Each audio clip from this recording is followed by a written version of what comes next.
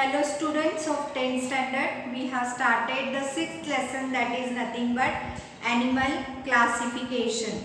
Before this we have seen the phylum Porifera. Today we are going to see the cylindrids. See here, body of these animals is cylindrical, or you can say umbrella like. Whenever you see the body of these animals, it is like cylindrical, or you can say umbrella like. Suppose if it is a cylindrical, then it is called as a polyp, and if it is an umbrella like, then it is called as a medusa. Then see, most of these animals are marine, that means they are living in seas and ocean. Only few are, you can say only few are freshwater dwellers. See, only few animals they are living into the freshwater. So they are called as a freshwater dwellers. Body of these animals is radially symmetrical and they are diploblastic. Whenever you see, whenever you draw one imaginary line, you can say body is cut into a radial symmetry and it will have each plane. Then see, diploblastic, that means they are having two layers, that is nothing but two germ layers. That is nothing but, you can say, endoderm and ectoderm. Nidoblast bear tentacles. You might have seen in Hydra, there are tentacles, branches like you can say, organs are there. These are called as a tentacles. They are present around the mouth. Then see, tentacles are very useful to capture the prey, and nidoblasts are the cells, they inject the toxins into the body of the prey so that it will be easy to eat the prey. Then see, those are also useful. These nidoblasts are also useful for protection purpose. Examples here, Hydra, Adamasia, Phasalis, Aurelia and corals.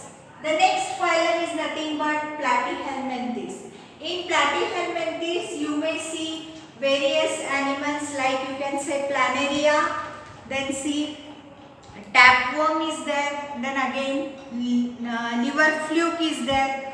So these all animals belong under the phylum Platyhelminthes. So what does this Platyhelminthes tells, or what are the characteristics of the Platyhelminthes that we are going to see?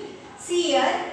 Whenever you see the body of the liver fluke, you find here mouth, oral sucker, ventral sucker, leaf-like body and excretory pore. The body is like leaf-like, or you can say ribbon-like, you can structure, flat. Then see, body of these animals is slender. How it is? It is slender and flat like leaf. Then see, hence they are called as the flatworms. Why they are called as the flatworms? Because their body is, you can say, slender and flat type, or you can say flat like leaf. Therefore, it is called as a flatworm. Most of these animals are endoparasite. Endoparasite means they are living into the body of the host. Then see, few are living. Most of them, or you can say most of these animals are aquatic also, and they are also free living.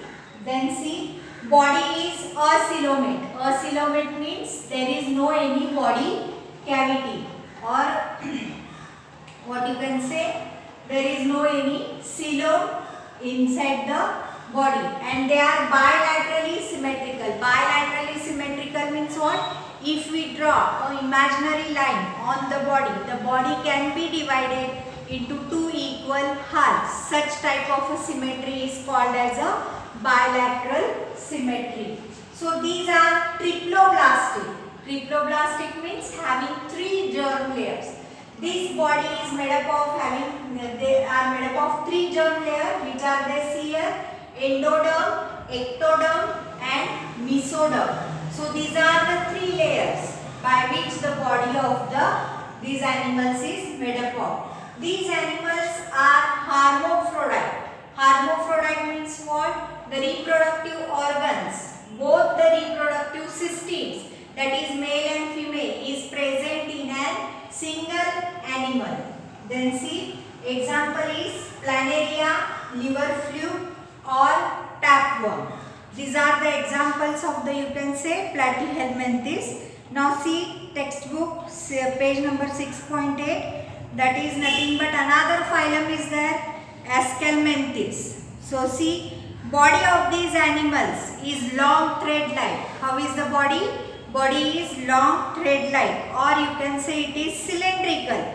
Therefore, they are called as a roundworms. Therefore, these worms are called as a roundworms.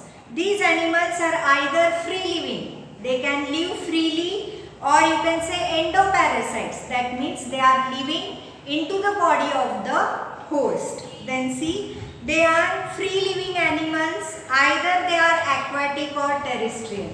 Aquatic means living in water, terrestrial means living on land. Body of these animals is triploblastic. That means the body is made up of 3 germ layers. They are nothing but ectoderm, endoderm and mesoderm. And pseudocoelomate. That means there is a false body cavity. See, body of these animals is non-segmented. There are no presence of a segments on the body, and it is covered by a tough, you can say, cuticle. Means body is protected by a tough cover which is called as a cuticle. These animals are unisexual. That means male and female are separate. Example, ascaris, which are called as a intestinal worms. Then see, filarial worms. Then loa loa, which is called as an eye worm. So these are the examples of the phylum Aschelminthes. See the next phylum, Annelida. Body of these animals is long, cylindrical. In Annelida, you may have the examples earthworm, leech and nares. You may observe the bodies of the earthworm, leech and nares.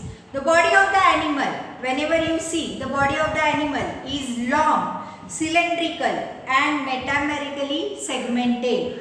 That means how it is? It is long, cylinder-like, a very round-like structure and metamerically segmented. That means segment present throughout the body.